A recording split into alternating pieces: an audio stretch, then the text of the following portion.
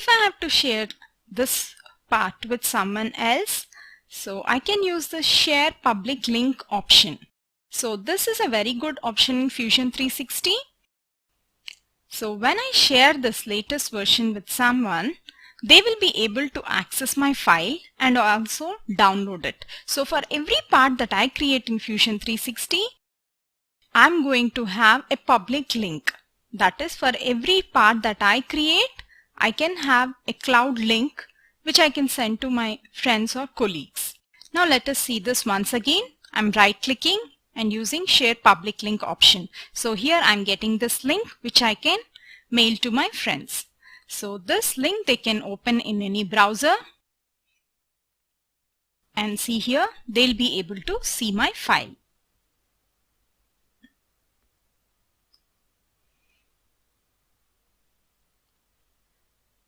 It's still opening. So now I have it here.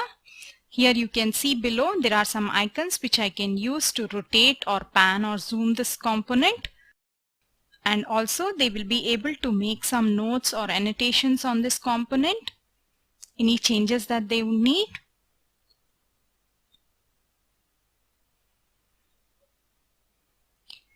And then they can take a snapshot of it using this option Save Snapshot and send it back to me for changes.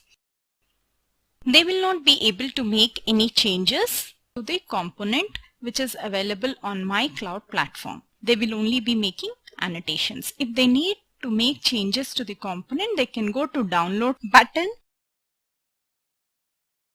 and then use these options to download it to their laptop or desktop, and then they can use Fusion 360 or their own software to edit it, but they will not be changing my product.